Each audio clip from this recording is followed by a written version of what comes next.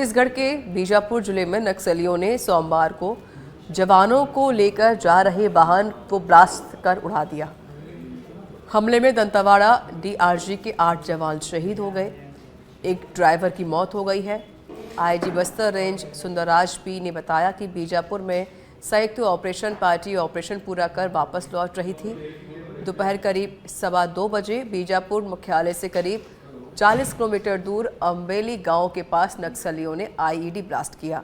धमाका इतना जोरदार था कि सड़क पर करीब 10 फीट गहरा गड्ढा हो गया और बच्चे उड़ गए। गाड़ी के कुछ पार्ट्स 30 फीट दूर तक पेड़ पर 25 फीट ऊंचाई पर मिले।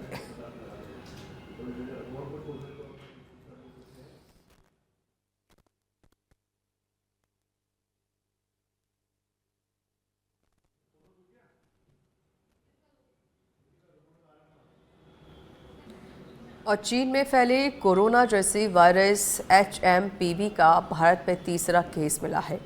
अहमदाबाद में 2 महीने के बच्चे में HMPV का संक्रमण मिला है। बच्चा राजस्थान के डूंगरपुर जिले के सांवला क्षेत्र का रहने वाला है, तो वहीं बच्चे का अहमदाबाद के निजी अस्पताल में इलाज चल रहा है। करीब 12 दिन तक वेंटिलेटर में रखने के बाद अब बच्चा खतरे से बाहर आया है। वहीं बच्चे की हालत में सुधार होने के बाद उसे वेंटिलेटर से हटाकर सामान्य वार्ड में शिफ्ट किया गया। Hello everyone, I am Dr. Nirav Patel, consultant neonatologist and pediatric intensivist at Orange Children Hospital, Chandkheda, Ahmedabad. अभी रिसेंटली हमने एक बच्चे में ह्यूमन मेटान्यूमोवायरस का इन्फेक्शन हमने देखा है। ये वीडियो में हम बात करेंगे कि बच्चे को ये इन्फेक्शन कैसे लगता है, कौन कौन से बच्चों में या एडल्ट्स में ये इन्फेक्शन होने के चांसेस ज़्यादा है और उसका ट्रीटमेंट मोडालिटीज़ क्या है। फर्स्ट ऑफ ऑल, इसमें कोई पैनिक होने की ज़रूरत नहीं है।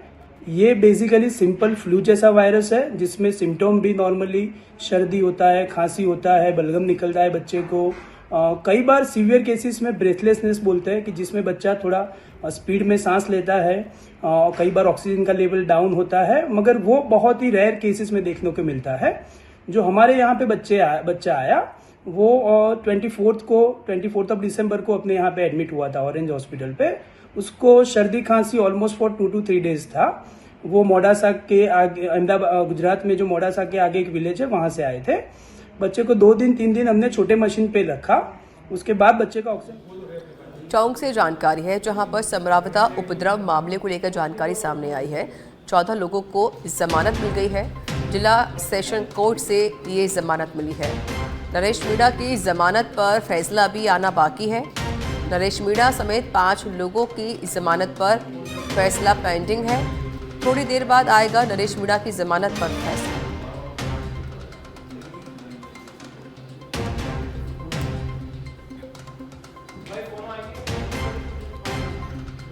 तो बड़ी जानकारी हम आपको दे रहे हैं।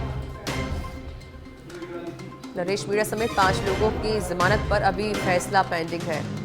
तो संभ्रावता उपद्रव मामले को लेकर ये जानकारी हम आपको बता रहे हैं। एक बड़ा अपडेट, 14 लोगों को इस मामले में जमानत मिल गई है। जिला सेशन कोर्ट से इन 14 लोगों को जमानत मिली है। नरेश मीणा की जमानत पर अभी फैसला आना बाकी है। अभी हो सकता है थोड़ी देर में इस पर डिसीजन आ जाए। नरेश मीणा समेत 5 लोगों की जमानत पर फैसला पेंडिंग है।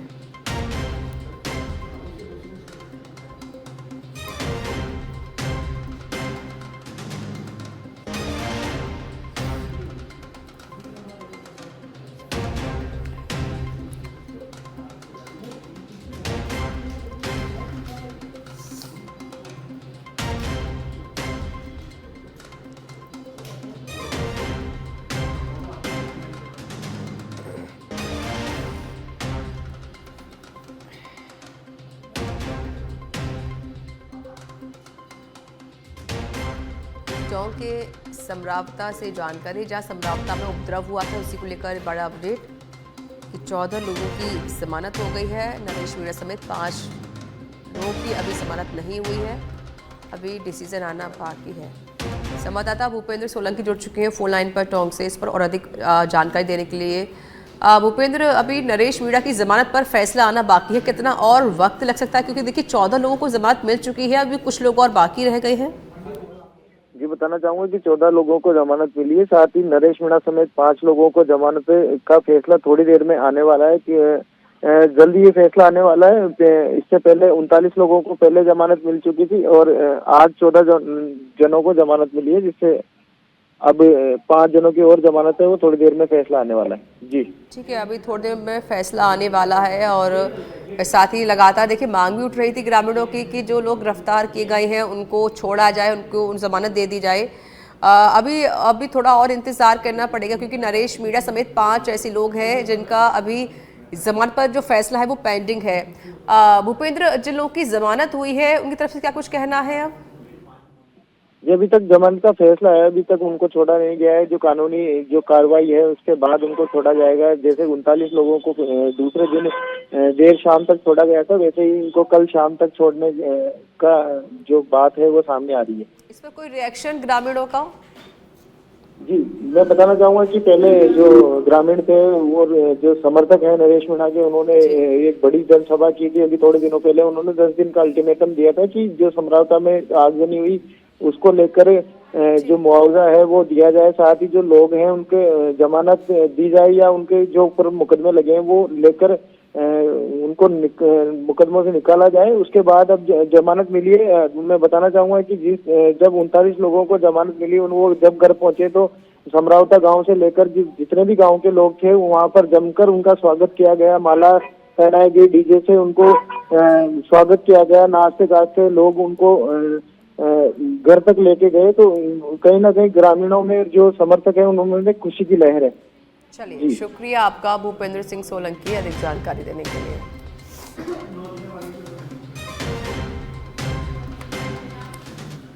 और प्रदेश में 9 जिलों को समाप्त करने का मामला हाई कोर्ट पहुंचा है। रामकेश मीणा ने जनहित याचिका के जरिए चुनौती दी है। मामले में राज्य सरकार ने हाई कोर्ट में दायर की कैविएट दायर कर कोई भी निर्णय से पूर्व पक्ष सुनने का अनुरोध।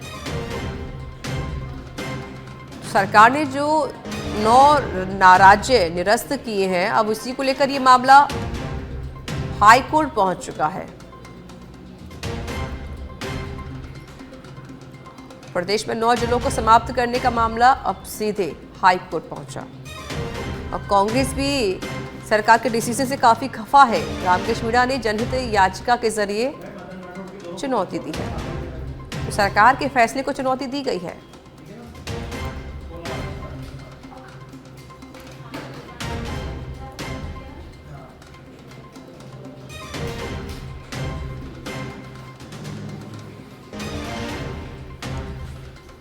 आपको बता दें कि गहलोत सरकार में जो राज्य बनाए गए थे और उनमें से 9 राज्य वर्तमान सरकार ने समाप्त कर दिए हैं। अब उसी को लेकर कांग्रेस पार्टी की तरफ से भी रिएक्शन सामने आ रहे थे। उन्होंने कहा कि सरकार ने जो किया वो गलत है, सरकार को अपना फैसला वापस लेना चाहिए। अब इसी को लेकर एक याचिका भी हाई कोर्ट में डाली गई है। ये पूरा मामला हाई कोर्ट पहुंच चुका है। रामकेश मीणा ने जनहित याचिका के जरिए चुनौती दी है।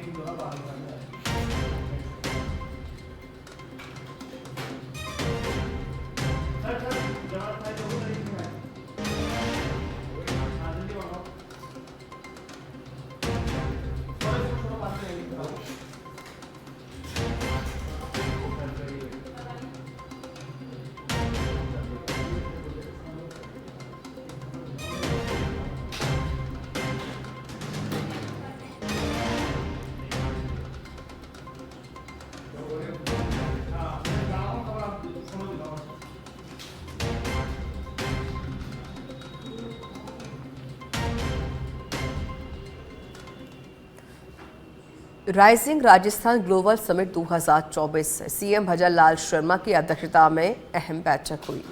1000 करोड़ रुपए से अधिक वाले एमओयू की सीएम ने समीक्षा भी की।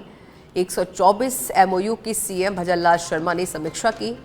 समिट के दौरान हुए एमओयू को धरातल पर उतारने की सीएम की कवायद है। बैठक में विभिन्न विभागों के प्रमुख अधिकारी मौजूद रहे।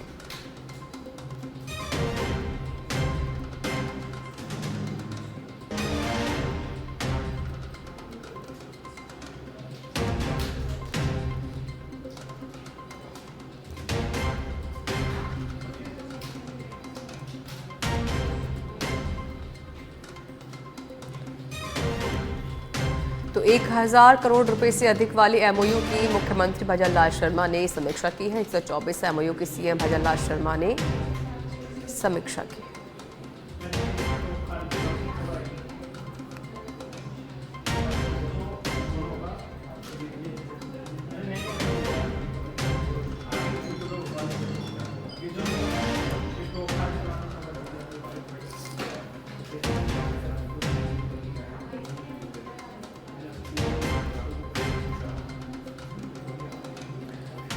टोंक से जानकारी है, समरावता उपद्रव मामले को लेकर बड़ा अपडेट सामने आया है। नरेश मीणा की जमानत पर फैसला आ चुका है।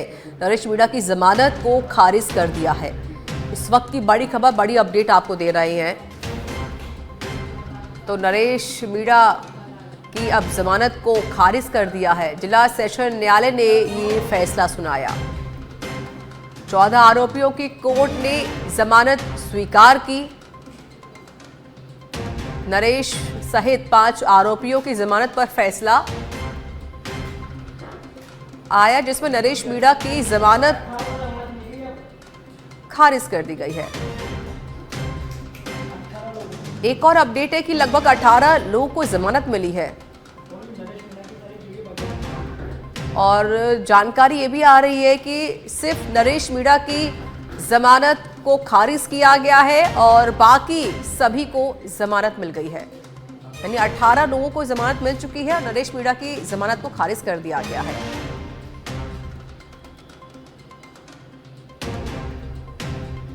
बता दें कि जब उपचुनाव हुआ था उस दरमियान नरेश मीणा ने एक एसडीएम को थप्पड़ मारा था, जिसके बाद ये बवाल खड़ा हो गया।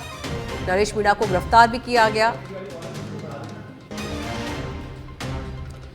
और संवाददाता भूपेंद्र जुड़ चुके हैं फोन लाइन पर। भूपेंद्र, 18 लोगों को जमानत मिल चुकी है, लेकिन नरेश मीणा की जमानत पर कोई डिसीजन आया है, लेकिन उसमें भी उसको खारिज कर दिया गया है। यानी कि बड़ा झटका मिला है नरेश मीणा को। जी बताना चाहूंगा कि जो कुल लोग थे 19 जने, उनमें से 18 लोगों को जमानत मिल गई है। साथ ही नरेश मीणा की जो जमानत थी वो खारिज कर दी गई है। और अब जो उनके वकील है उनका कहना है कि अब जो हाई कोर्ट है वहां पर वो अपील करेंगे और वहां से उनको राहत मिलने की उम्मीद है। जी क्या लग रहा है भूपेंद्र, क्योंकि नरेश मीणा की तरफ से भी लगातार मांग की जा रही थी, उनके जो समर्थक है वो भी लगातार मांग कर रहे थे कि उनको रिहा किया जाए।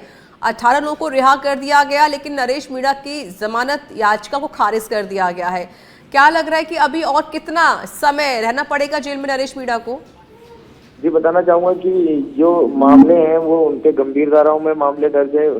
जब समरावता कांड हुआ तब भी उनपे 4 मामले थे वो दर्ज किए गए थे। आगजनी का था या यूं कहें कि रास्ता जाम करने का था। साथ ही जो राजकार्य बाधा का मुकदमा दर्ज हुआ था उसमें जमानत कहीं ना कहीं अब जमानत के लिए आज एप्लीकेशन लगाई गई थी, लेकिन वो जमानत खारिज हो गई क्योंकि मुख्य आरोपी जो है वो नरेश मीणा को ही बनाया गया है उस मामले को लेकर। उसमें अब ये देखना है कि हाई कोर्ट का क्या निर्णय आता है, वहां से उनको कब जमानत मिलती है और कितने दिनों में जमानत मिल जाती है। शुक्रिया भूपेंद्र आपका अधिक जानकारी देने के लिए।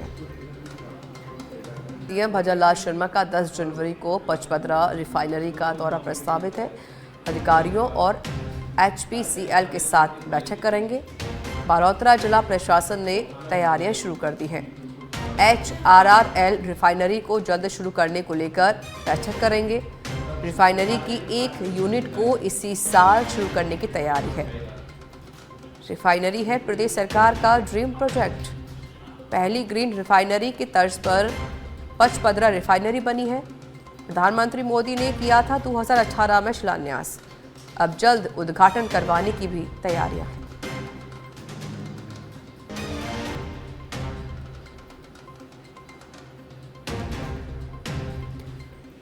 जयपुर से जानकारी है, पुलिस मुख्यालय ने मांगी है भूमाफिया ज्ञानचंद अग्रवाल के कारनामों की पूरी कुंडली। भूमाफिया ज्ञानचंद अग्रवाल और बद्री बागड़ा की गिरफ्तारी नहीं होने से अब सवाल उठने लगे हैं। सूत्रों का दावा है कि ज्ञानचंद अग्रवाल एक नामचीन होटल में काट रहा है पुलिस के कुछ अफसरों की मदद से फरारी, जबकि बद्री बागड़ा विवादित जमीनी का पुलिस से मिलकर सेटलमेंट कर रहा है ताकि ज्ञानचंद बच सके।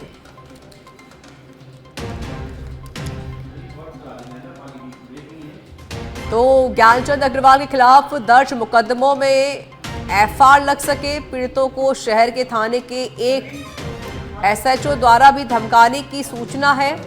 गौरतलब है कि भूमाफिया ज्ञानचंद अग्रवाल पुलिस के रिकॉर्ड में है, साल 2016 से फरार। कांग्रेस हो या भाजपा, सरकार दोनों की सत्ता के दौरान ज्ञानचंद अग्रवाल के कई अफसरों से हो जाते हैं अच्छे संपर्क। अब ऐसे में नहीं हो पाती ज्ञानचंद अग्रवाल की गिरफ्तारी। अब बड़ा सवाल, जब पुलिस बड़े बड़े गैंगस्टर व उनके साथियों को संगीन धाराओं में, संगीन आरोपों में गिरफ्तार कर सकती है, तो अभी तक ज्ञानचंद अग्रवाल की गिरफ्तारी क्यों नहीं हुई है? क्या पुलिस नतमस्तक हो गई है? ऐसे में पुलिस की कार्यशैली पर सवाल उठने लगे हैं। पुलिस के आंकड़ों की माने तो नारायण ग्रुप के संचालक ज्ञानचंद अग्रवाल के खिलाफ साल 2009 से जून 2024 तक 300 से ज्यादा मुकदमे दर्ज हो चुके हैं। भूखंडों के धोखाधड़ी करने के मुकदमे दर्ज हो चुके हैं। चौंकाने वाली बात तो यह है कि पुलिस ने करीब 200 मुकदमों में तो झूठा मानकर सिविल नेचर में या फिर गलतफहमी में दर्ज कराकर मानकर एफआईआर लगा दी। अभी ज्ञानचंद अग्रवाल के खिलाफ 50 के करीब मामले चल रहे हैं। अलग अलग थानों में ये मामले पेंडिंग हैं।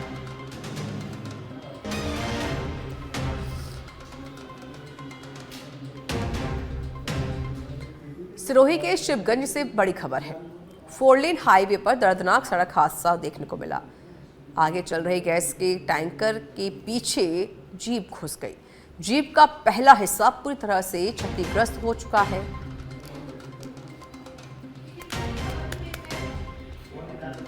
जीप में सवार 2 लोगों की मौके पर मौत हो गई है।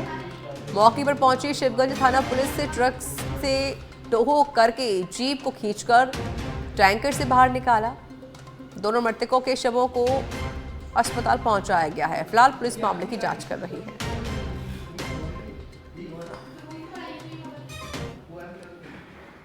राजसमंद में हिंदुस्तान जिंक के काम रुकवाने का मामला सामने आया।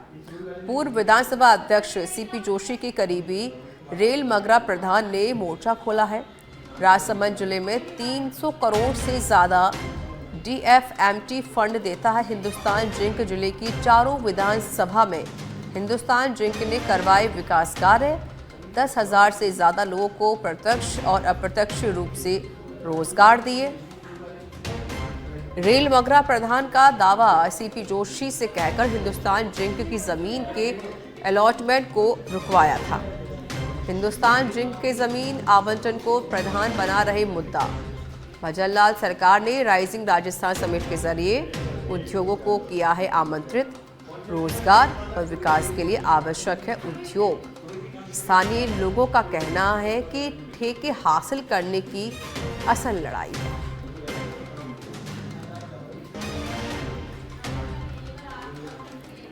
नारायणपुर उपखंड क्षेत्र में साइबर ठगी पर शिकंजा कसने के लिए राजस्थान के साइबर डीजी हेमंत प्रियदर्शी ने पहल करते हुए ग्रामीण क्षेत्र में police, cyber expert, school, college व शिक्षण संस्थाओं में विद्यार्थियों को साइबर अपराध के प्रति जागरूक किया गया। सोमवार को हेमलता मेमोरियल गर्ल्स कॉलेज की 150 छात्राओं को साइबर ठगी के बारे में थानाधिकारी शिंभू दयाल मीणा ने जानकारी दी। साथ ही यातायात नियमों की पालना करने की जानकारी दी गई। साइबर अपराध किस किस तरह से लोगों को ठगी का शिकार बनाता जाता है, अपराध से कैसे बचा जा सकता है, साइबर ठगी से बचने के आम जन सतर्क रहे। कोई भी सरकारी जांच एजेंसी आधिकारिक संचार के लिए व्हाट्सएप या स्काइप जैसे प्लेटफॉर्म का उपयोग नहीं करती। किसी भी अनजान नंबर से आने वाली व्हाट्सएप वॉइस और वीडियो कॉल को इग्नोर करें। पार्सल में ड्रग्स होने या फिर मनी लॉन्ड्रिंग में फंसने का कोई डर दिखाए तो इसकी शिकायत तुरंत पुलिस को करें। किसी भी अनजान व्यक्ति से बैंक संबंधित जानकारी साझा ना करें। किसी भी कंपनी का कस्टमर केयर नंबर उसकी आधिकारिक वेबसाइट से लें।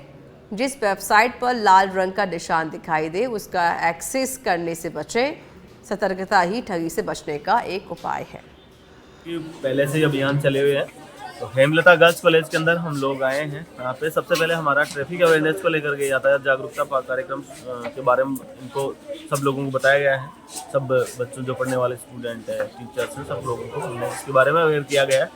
दूसरा हमारा प्रोग्राम जो है वो साइबर शील्ड के संबंध में साइबर शील्ड अभियान है, जिसके अंदर 3-4 चीज़ें हैं मोटा मोटी। जैसे कि किसी के साथ में अगर कोई साइबर फ्रॉड होता है तो 1930 पे वो तुरंत फ़ोन करें, इमीडिएटली फ़ोन करें तो उसके खाते से निकला हुआ जितना भी पैसा है वो फ्रीज कर दिया जाता है और उसको तुरंत राहत पहुंचती है।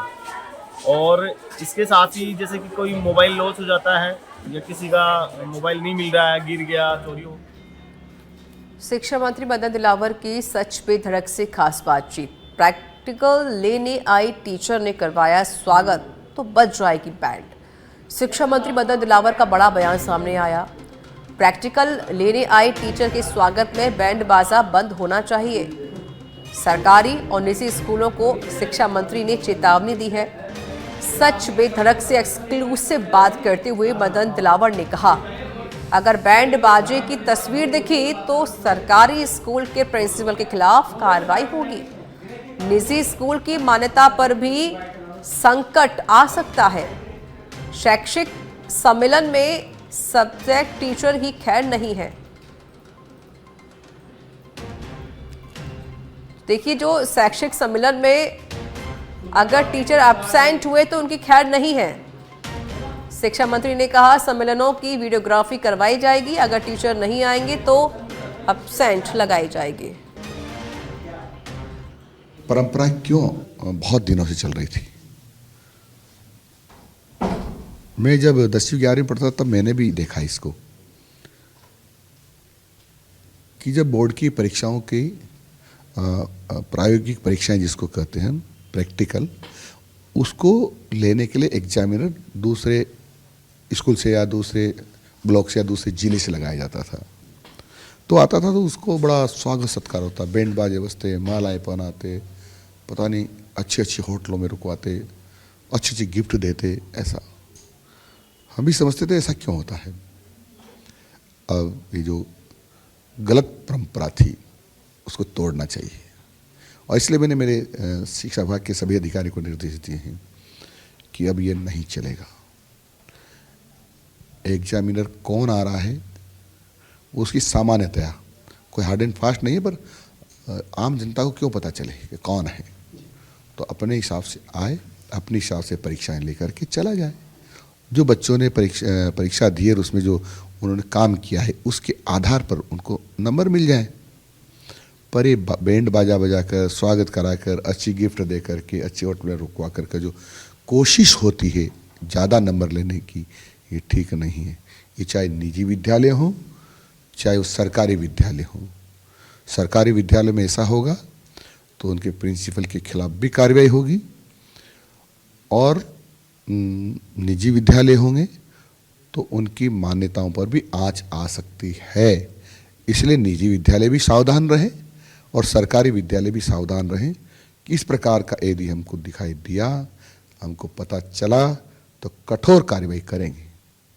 अभी 16-17 को सभी शिक्षकों का शैक्षणिक सम्मेलन होने वाला है। हर साल होता है, होना चाहिए। बहुत सारे संगठन हैं।